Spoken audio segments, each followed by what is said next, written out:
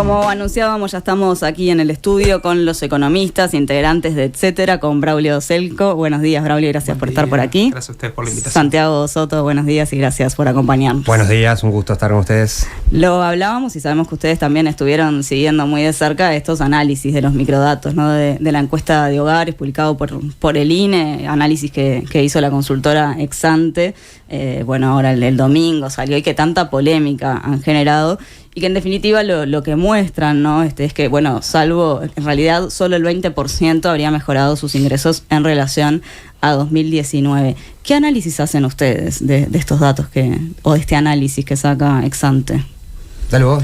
Bueno, en realidad yo creo que es bien interesante por lo gráfico y por lo intuitivo que es separar la población, dividir la población en quintiles, o sea, dividirlo entre los que menos ingresos tienen y a más ingresos tienen, en 5 grupos, y ver qué pasó con cada grupo, nos da una buena visión de la desigualdad. Pero son datos que en particular no nos sorprendieron dada la evolución que han tenido otros indicadores relevantes de la distribución del ingreso, en particular la desigualdad que ha aumentado de manera sistemática desde 2019 y los niveles de pobreza que se han mantenido, o sea, si bien mejoraron un poco respecto al 2020 donde tuvimos un salto, todavía se mantienen en niveles superiores a 2019. Entonces, nos parece intuitivo o esperable ese resultado a la luz de otro set de indicadores de desigualdad y pobreza que son relevantes, que damos seguimiento y análisis. Y bueno, creo que también el hecho de la forma esa de presentarlos por quintiles bien gráfico y bien intuitivo hizo que tuviera un rebote importante en la agenda pública. Santiago, de hecho, tú publicabas ayer también ciertos gráficos en tus redes.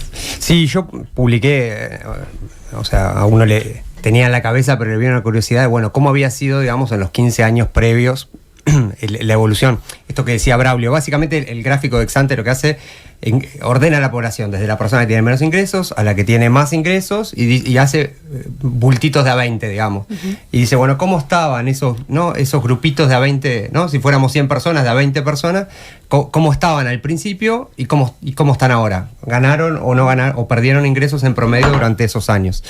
Y entonces hicimos ese mismo ejercicio para los 15 años antes. Claro, cuando uno mira en promedio, o sea, tomando el promedio de los ingresos, o sea, los promedios anuales, porque uno no va a comparar punta a punta 15 años contra punta a punta 4 años, uno mira el promedio anual al que crecieron los ingresos. Claro, en los 15 años previos, todos los quintiles, o sea, todos esos grupitos de a 20 personas mejoraron su situación de ingreso en promedio año a año, y además mejoraron más los primeros grupos, los grupos que eran, ¿no?, en esa orden que hacíamos de izquierda a derecha, entre los de menos ingresos a los de más ingresos, los de más a la izquierda, los de menos ingresos habían mejorado más y las clases y las capas medias también habían mejorado más que los de mayores ingresos, que es un poco, como decía Braulio, consistente en el primer ciclo progresista con lo que uno vio con la evolución de la pobreza y de la desigualdad. O sea, la pobreza está concentrada en el 10% más pobre al final del periodo del primer ciclo progresista, y la desigualdad, el patrón de índice de Gini, el indicador, los más ricos contra los más pobres, los diferentes, ¿no?, decil 10 contra el 1, digamos, cosas que, medidas más técnicas que se utilizan para estas cosas, en general mejoró. Cuando uno mira lo que pasó en estos últimos años, lo que llama la atención, y creo que de alguna manera generó mucho revuelo porque contrasta un poco con esa sensación, o sea, hay como un discurso un poco exitista en torno a que, bueno, ahora están los carteles en la calle, que ahora estamos mucho mejor, que los ingresos son mucho mejores, que la mejoría general. De algo generalizado, ¿no?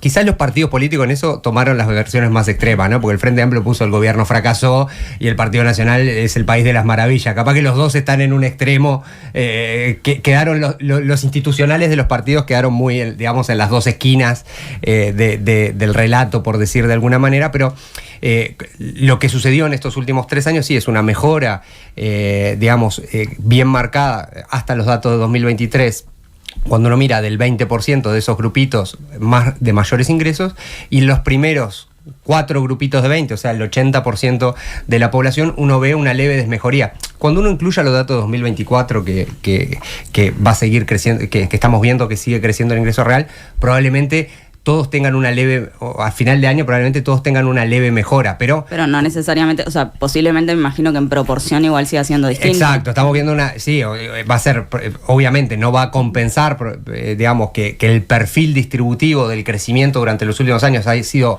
más, digamos, quintiles más altos, y el perfil del crecimiento, del patrón de crecimiento que habíamos tenido en el primer ciclo progresista había sido un ciclo de crecimiento que en general en la literatura le llaman pro pobre, digamos, o sea que, y yo diría pro pobre y pro clases medias, porque justamente el perfil fue de que mejoraran más los quintiles que estaban, ¿no? O sea, los 20 más pobres, pero también los 20 siguientes y los 20 siguientes. Si mira, el 60, el 70% de la población de menores ingresos fue quienes tuvieron ganancias de ingreso más relevantes durante el primer ciclo progresista. Y se pueden hacer de esto diversas lecturas, ¿no? Pero, por ejemplo, Pablo Rosselli, economista y socio de Exante, a partir de la polémica que generó esto, salió a aclarar que no se puede atribuir estos resultados de un modo sustancial a las políticas económicas, ya que los hogares se vieron impactados por 2 shocks globales, y ahí nombró el COVID y la inflación mundial de 2022. ¿Es compartible esta lectura? Bueno, yo creo que todos los ciclos políticos, si uno piensa en horizontes temporales de 5 años, tienen factores externos que condicionan fuertemente la política económica y que impactan en los hogares. Depende un poco cómo agarre al país, cómo agarre sus fortalezas institucionales, el impacto que tiene hacia adentro. Obviamente no se puede, ningún análisis de este periodo puede obviar la pandemia, a pesar de que ya hace unos años que ya culminó, pero fue un shock relevante, también el shock de precios. Pero si uno vemos los 5 años anteriores, donde en relación a lo que decía Santi, si uno mira los 15 años hay un perfil muy marcado donde todos ganan. Si uno mira los últimos 5 años de la administración Frente Amplista, uno ve una moderación del crecimiento y también un impacto de eso en los ingresos. Y si uno mira el contexto, uno tiene a Brasil y Argentina con una fuerte crisis regional que quizás ya ha pasado un tiempo uno se olvida, digamos, también enfrenta un contexto externo muy importante a nivel regional, o antes pudo haber sido la crisis del 2008, que fue la crisis más grande del capitalismo mundial desde la crisis del 29. Entonces, digamos, yo creo que cada periodo, cada análisis que se hace de cada periodo, hay que tomar en consideraciones factores del entorno internacional y regional. Creo que sí, lo que dice Santi, que eso no delimita el perfil del crecimiento, que eso tiene mucho que ver la política económica. Después podemos discutir los niveles de crecimiento, pero para el perfil hacen falta políticas públicas que incidan sobre ese perfil, y sobre ese perfil de políticas públicas más acentuados en las capas de menores ingresos y de ingresos medios del primer ciclo progresista, uno encuentra un sinnúmero de políticas que actuaron para influir en esos ingresos de los hogares, los consejos de salarios con pautas salariales diferenciales, con ajustes diferenciales en las categorías de menores ingresos, una política muy fuerte del salario mínimo nacional que volvió a ser un precio de referencia en el mercado, políticas de crecimiento, de triplicación en términos reales de las jubilaciones y pensiones mínimas que alcanzan a 150.000 personas, un conjunto, reformas tributarias en un sentido de la progresividad, de que tributen más aquellos que tienen más ingresos. Durante este periodo vemos un set de políticas bien distinto. El salario mínimo nacional acompañó el salario medio de la economía, las jubilaciones y pensiones mínimas que ya partían de otro nivel en términos de poder quitar de situación de pobreza a esas personas mayores de 65 años, fueron con el salario general. Los cambios impositivos fueron en el sentido de atender a los quintiles 4 y 5, porque fueron focalizados en IRPF y IAS, versus un aumento de 2 puntos de IVA que paga toda la población con tarjetas de débito y medios de pago electrónicos. Entonces, más allá así de analizar factores de contexto, yo creo que hay que analizar y hay que poner en ese análisis las orientaciones de política y los instrumentos que se utilizaron para llegar adelante esos fines, y creo que difieren mucho entre un periodo y otro. Estás asintiendo, Santiago, mientras escuchas ahora. Sí, es que la verdad que cuando uno repasa todos los sets de política, creo que queda más claro. Otra manera indirecta, creo yo, de chequear esto, o sea, para mí el contexto es una variable muy importante, más para un país pequeño y abierto como el Uruguay, pero uno puede decir, bueno, y miremos entonces, salgamos de la aldea, digamos, porque COVID, guerra, eso también le pasó a los países de la región, y cuando uno mira cómo le fue tanto en términos del perfil de crecimiento como en términos de distribución y pobreza a los países de la región, en general todos los países, digamos, superaron los niveles de PIB, de PBI, digamos, de producto, antes que Uruguay. Uruguay no destaca en la región, eso es algo que lo tenemos bien documentado, que digamos, las tasas de crecimiento post pandemia del Uruguay son relativamente magras, malas, digamos, cuando uno lo compara con la región. Y el otro día estábamos mirando también los documentos que hay para la región. Si uno mira, en general, todos los países tuvieron un aumento de la pobreza durante el COVID, pero todos recuperaron niveles. En general, los países de la región están en niveles ya inferiores de pobreza a los que tenían en el año 2019, por decir que es el valor de referencia en general previo a la pandemia. Lo mismo con los niveles de desigualdad. En general, ya volvieron la mayor parte de los países de la región a niveles, digamos, de desigualdad menores a los que tenían previo a la pandemia. Y cuando uno mira en Uruguay tuvo un aumento de la desigualdad, por ejemplo, en el año de pandemia, pero cuando uno mira la trayectoria, más allá de los intervalos de confianza año a año, o sea, uno mira la trayectoria, por ejemplo, del índice de Gini, y uno mira que la desigualdad sigue creciendo, digamos, hasta el último dato disponible, y que la pobreza está bien, el escalón que dimos empezamos a bajarlo, pero todavía estamos más bien los 2 escalones que subimos bajamos uno, pero todavía queda un trecho para llegar a los niveles de 2019, que además son niveles que eran muy bajos en la historia del Uruguay, pero igual siguen siendo muy desafiantes en términos absolutos. Uruguay en 2019 todavía tenía se discutía sobre la larga agenda de otras transformaciones que se requerían para seguir abordando los problemas del núcleo duro de la pobreza. Ni siquiera llegamos a los niveles de la discusión que teníamos en 2019. Uh-huh.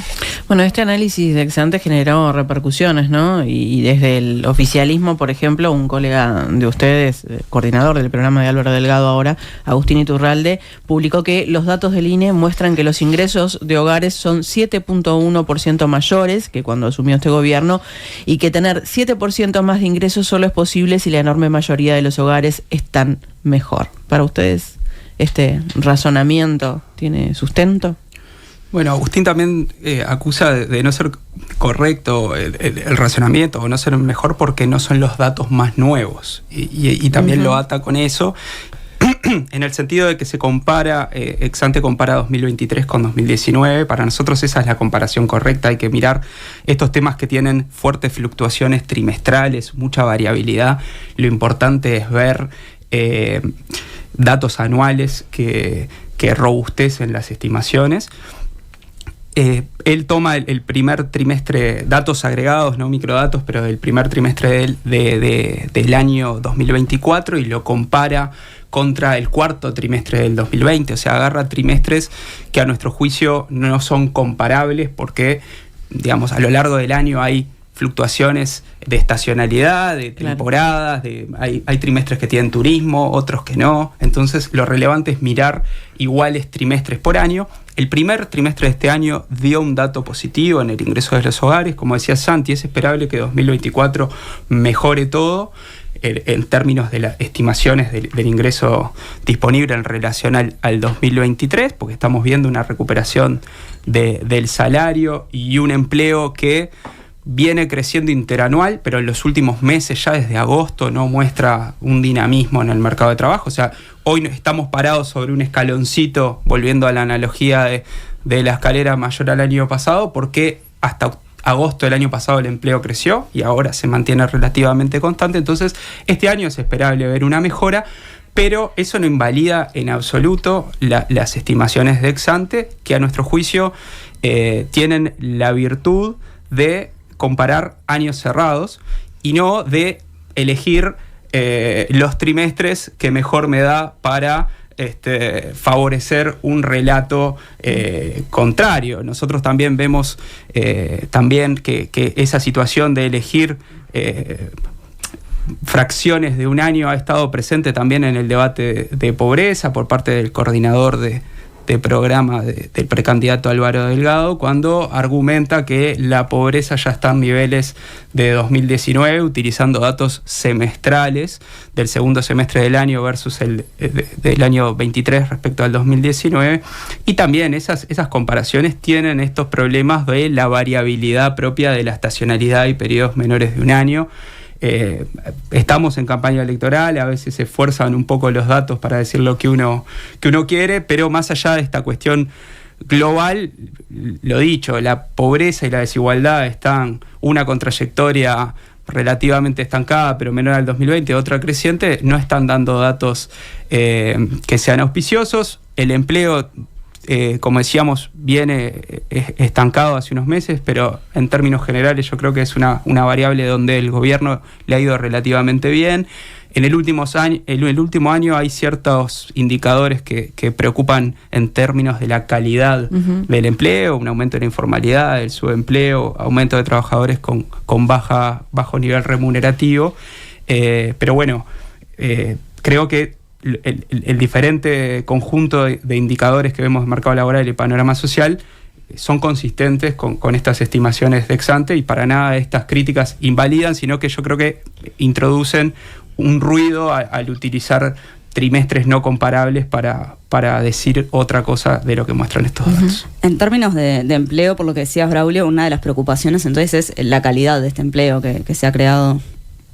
Sí, ahí en particular nosotros destacábamos en el informe de coyuntura, en el último, justamente la creación de empleo. Cuando uno mira el primer cuatrimestre contra el primer cuatrimestre del año pasado, el grueso del empleo que se generó fue básicamente informal. Si uno mira, igual el desempleo venía bajando, sobre todo, digamos, pues se destruyeron también muchos puestos de trabajo informal durante la pandemia que no recuperaron de alguna manera su dinamismo hasta más adelante, y ahora uno empieza a observar que digamos la dinámica del empleo empieza. Primero, más gente empieza a buscar trabajo, por eso sube el desempleo, o sea, aumenta eso en general. Claro. Digamos, estamos en niveles de desempleo más parecidos a los que veíamos previo a la pandemia, con niveles de empleo, tasas de empleo que están cerca de 2016, 2017 en su valor, o sea, mejores que la de 2019, niveles de 2016, 2017, pero digamos con esta búsqueda mayor, digamos, de personas que están volcadas al mercado de trabajo, uno empieza a encontrar que hay más personas que están buscando trabajo y no lo encuentran, y que el grueso de quienes lo encontraron, digamos, en el último cuatrimestre lo hicieron en el sector informal. Eso da, creo, un panorama reciente, digamos, de cierta preocupación. Asumiendo, digamos, que el mercado de trabajo mejoró igual en términos de cantidad de empleo, ¿no? Más allá de este zoom que podemos hacer respecto a la situación, ahí sí estamos en términos de cantidad de empleo en un escalón por arriba del que estaba en el 2019.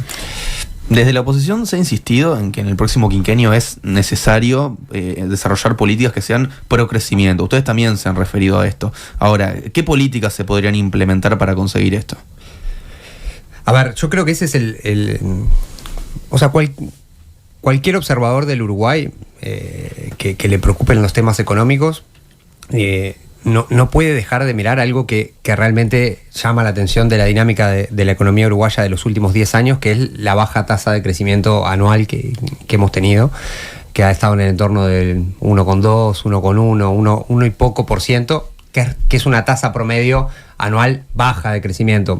O sea, las estimaciones de cuál es el crecimiento potencial de la economía uruguaya están en el 2,6, 2,8. Para pensar una idea, digamos, vivimos épocas de tasas de crecimiento, cuando uno mira el periodo, digamos, de mayor dinamismo de la economía previo a esta década, veníamos de tasa de crecimiento por arriba del 5, digamos, o sea que la dinámica permite, la dinámica del crecimiento permite cosas que son muy importantes para la estabilidad social y para el financiamiento de las políticas públicas, ¿no?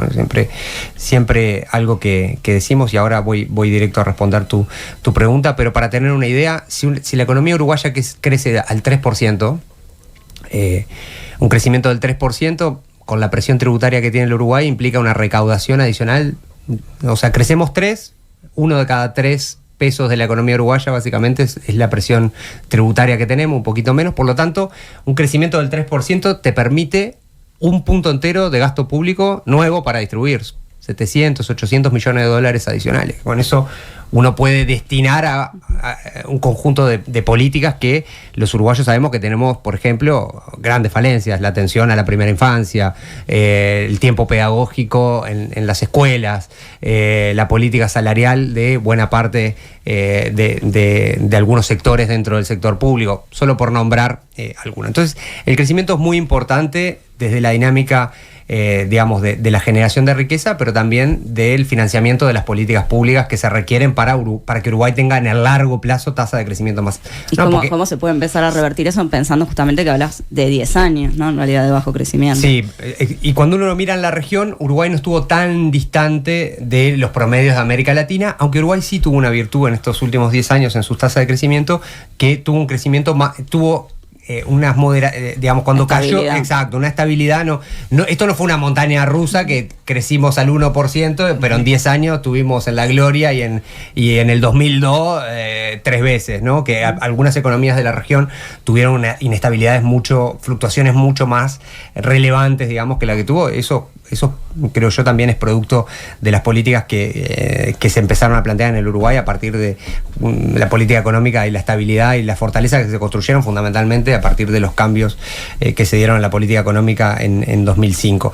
Pero bueno, volviendo, digamos, a la pregunta central, Uruguay tiene desafíos muy importantes en temas de infraestructura, tiene desafíos muy importantes en términos de regulación, o sea, hay digamos, algunos sectores donde la competencia, digamos, ha sido minada en el buen sentido del uso de la competencia. Uno piensa, por ejemplo, en la reforma del puerto, donde se dio un monopolio privado sin regulación durante los próximos 50 años, además de haberlo hecho como se hizo, probablemente una de las valorizaciones empresariales más grandes de la historia. Pero bueno, ahí ya tenemos comprometida parte, digamos, de la posibilidad de mejora en la competitividad externa de la economía. Uruguay tiene un tipo de cambio que está encarecido respecto al resto del mundo.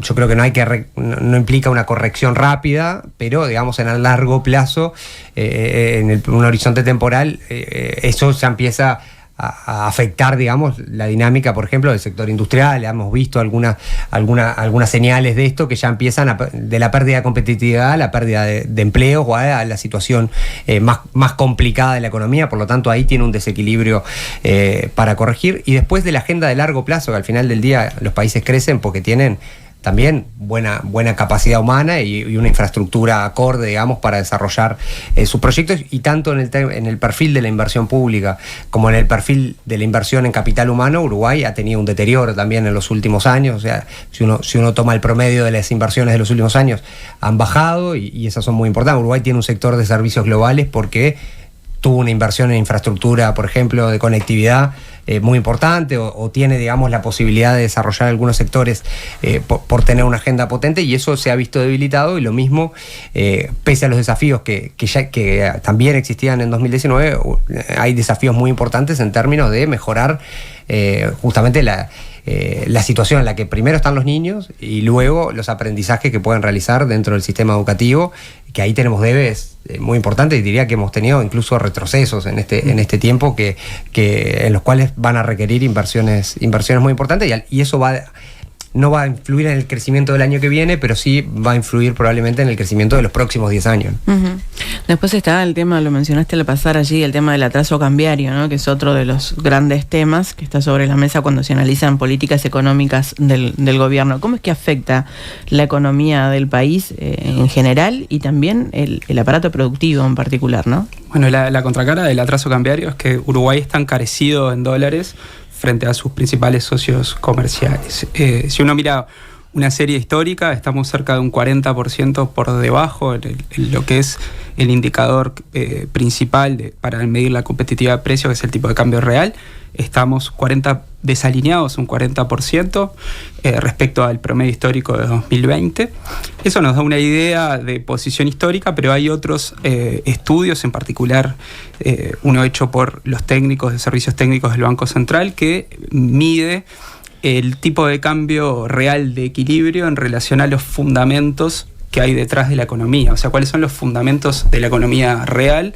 En base a los fundamentos de la economía real, cómo estamos en relación a un tipo de cambio de equilibrio. Ahí entran diversos factores como la productividad del trabajo, dotaciones de capital, etcétera. Y el Banco Central encuentra que el tipo de cambio está desalineado cerca de un 15% respecto a sus fundamentos de equilibrio. Entonces esa quizás es la medida más relevante para ver. ¿Y eso en el sector productivo en qué se traduce? O sea, ¿cuáles son los más golpeados? Eso se traduce fundamentalmente en dos cosas: en que el sector exportador recibe menos pesos cuando vende su producción en el exterior, y por lo tanto tiene una menor rentabilidad o una menor capacidad de competir frente a otros mercados. Obviamente esos sectores, el sector paga sus costos en pesos, recibe dólares por sus exportaciones, pero después tiene que pagar salarios, impuestos, insumos mayoritariamente en pesos, y por lo tanto tiene un menor ingreso de pesos por cada dólar que exporta. También le resulta más complejo, como decíamos, competir contra otros socios comerciales, y por el lado de un montón de sectores que compiten con importaciones, bueno, la contracara del dólar bajo es que las importaciones son más baratas, y para esos sectores que compiten con importaciones les es más difícil competir, y tienen problemas justamente de competitividad. Esto lo podemos pensar en sectores, no sé, alguna fábrica o taller que compite con un producto importado, pero también lo podemos ver, como sucedió el año pasado, frente a un desequilibrio tremendo con Argentina, que un montón de uruguayos y uruguayas salían del país a consumir bienes que típicamente uno consume dentro, ¿no? Las cuestiones más gráficas fueron gente cortándose el pelo del otro lado en el litoral, sin estar en esa situación hoy, porque la situación con Argentina de precios volvió. Vemos que con la extra región tenemos el desalineamiento sigue, seguimos perdiendo competitividad con países con destinos relevantes como son China, como son la zona euro y demás. Y como decía Santi, es algo que entendemos que con gradualidad y cuidando los logros que se dieron en materia de reducción de la inflación, el país va a tener que corregir, porque no solo importa la agudeza de este fenómeno de caída de competitividad, este 15%, si lo comparamos con los cálculos técnicos del BCU, sino la duración. Hace mucho tiempo que el tipo de cambio está cayendo de manera muy prolongada, en particular desde 2021 a hoy, a esta parte tenemos buena parte de ese deterioro, y son situaciones que arrastran problemas en la economía real del país y que en última instancia terminan impactando en el empleo, en la recaudación y en otro conjunto de variables relevantes para la economía nacional. ¿Y qué tan preocupante les parece el déficit fiscal que tenemos hoy, ¿no? Que es similar al que tuvimos al cierre del periodo pasado?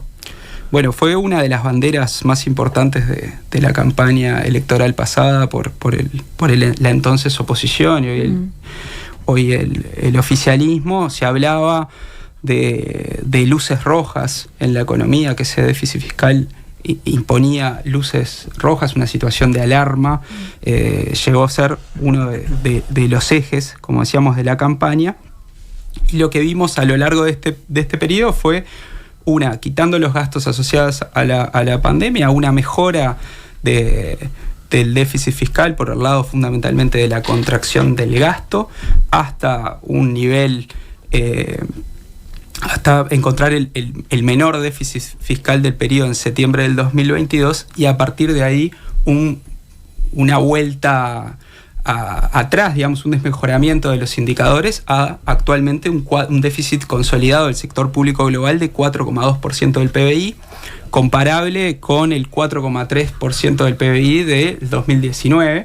¿Y eso es preocupante per se? Digo, más allá de la comparación y las críticas que se hacían, las luces rojas, si se analiza el porcentaje. Yo creo que no es un nivel de déficit que sea confortable para nadie, no lo era entonces y no lo es ahora, muy lejos de las luces rojas que se planteaban y muy lejos de las soluciones efectistas que se plantearon en su momento. Aquel recorte prometido de $900 millones en campaña electoral por el entonces equipo económico por el actual equipo económico, que se decía se iba a hacer sin afectar salarios, políticas sociales y jubilaciones. Cuando vimos el ajuste, el grueso, la enorme mayoría del ajuste, por no decir la totalidad, fue en salarios, jubilaciones y también recorte de inversiones. Es una cuestión que no es sostenible en el tiempo. En su momento, desde la oposición se advirtió que era un ajuste de mala calidad, que iba a ser una suerte de resorte, porque uno cuando aprieta eso, después eso vuelve.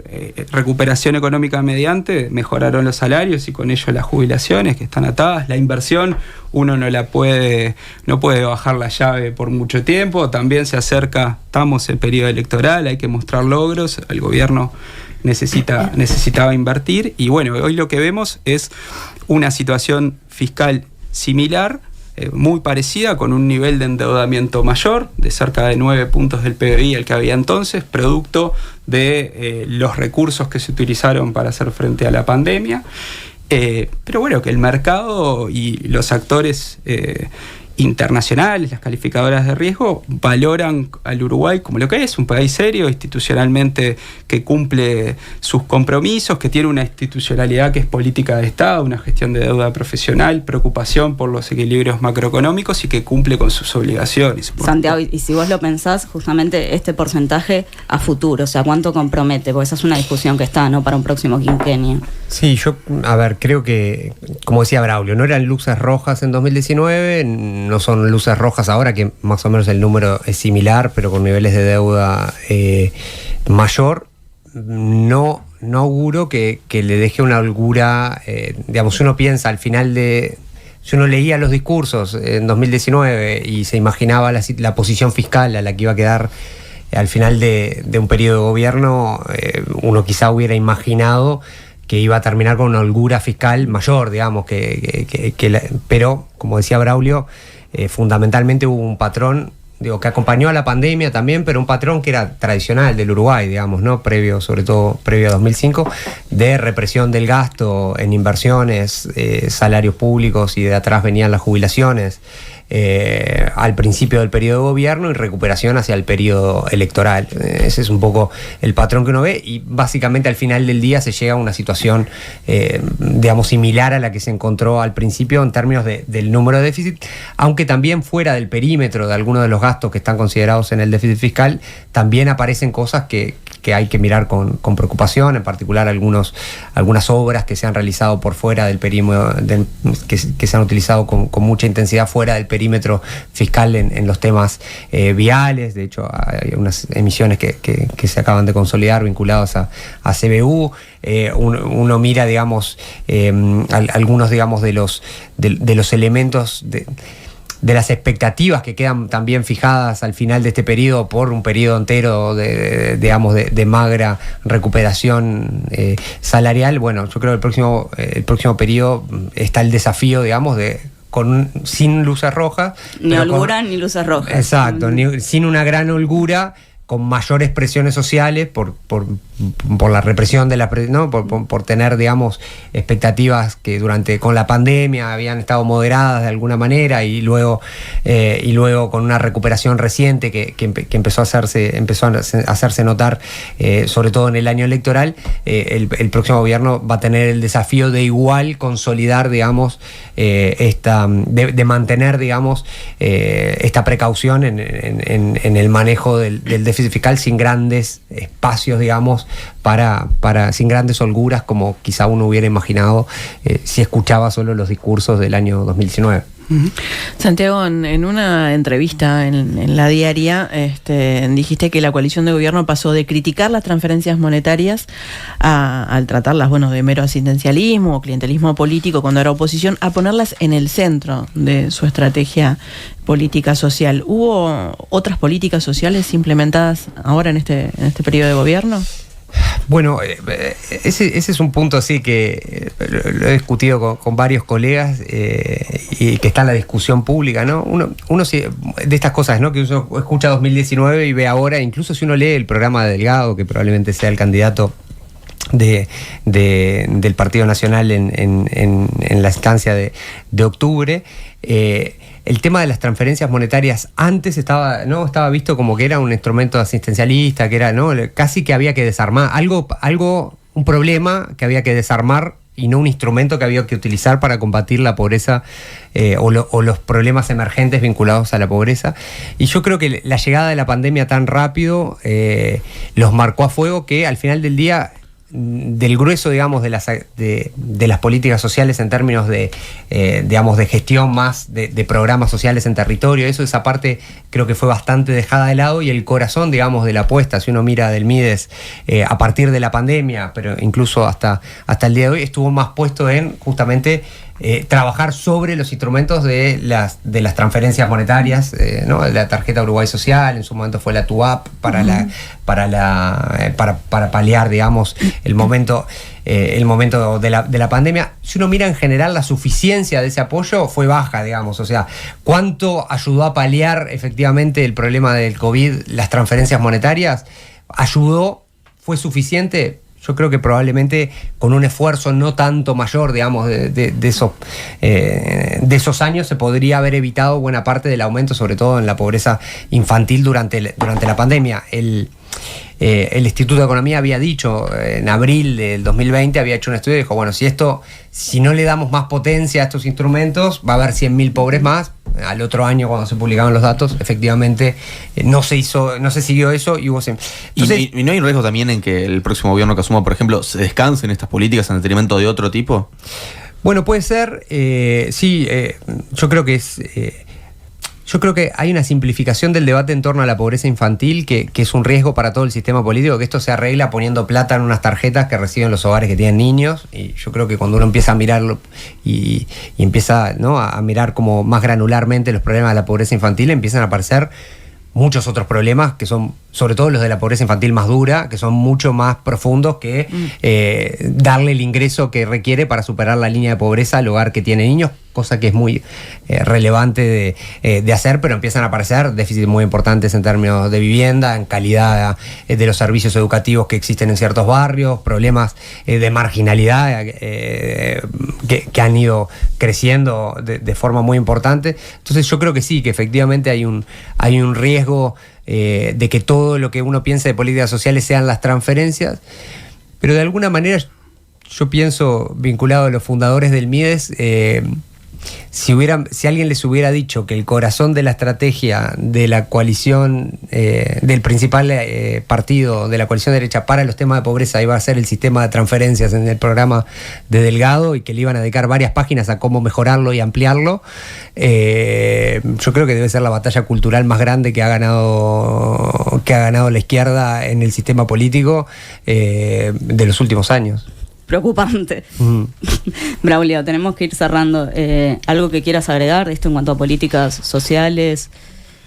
Pensando por lo menos en lo que se viene, ¿no? Si vamos a apostar solo a políticas, como decía, ¿no?, para situaciones de emergencia, si se quiere, como decía Santiago, u otras cuestiones. Comparto totalmente lo planteado por Santi. Le agrego algo que hemos conversado mucho también, que es que en el énfasis que comparto 100% que tiene que estar el tema de pobreza infantil en el centro de la agenda, hay que pensar también que obviamente esos niños no son los niños pobres, sino que viven en hogares pobres, y que ahí es fundamental actuar sobre los factores que determinan la baja de ingresos de esos padres, en particular de esas madres, muchas veces están solas a cargo de esos hogares, de la necesidad de instrumentar políticas activas de empleo, de garantizar cuidados, de instrumentar programas que permitan culminar algún tipo de estudios, validar saberes, programas de formación dual en el empleo. Digamos, hay que ir con un set integral de políticas que ataquen las diferentes dimensiones que hacen a la pobreza y a la marginación en muchos casos, y que, como decía Santi, la dimensión del ingreso es fundamental, tiene que estar arriba de la mesa, es prioritaria, pero que no alcanza solo con eso. Tienen que haber otras series de cosas que involucren a diversos ministerios que hacen a las políticas sociales, y que deben actuar necesariamente de manera coordinada para dar un salto en estas dimensiones, de incluir a un 10% que se ha caído del barco hace mucho tiempo, y que es absolutamente estratégico y desde el punto de vista ético imprescindible actuar para cambiar esa situación. Economistas de etcétera, Braulio Selco, muchas gracias por estar por aquí. Santiago Soto, muchas gracias también por acompañarnos. Un gusto, muchas gracias.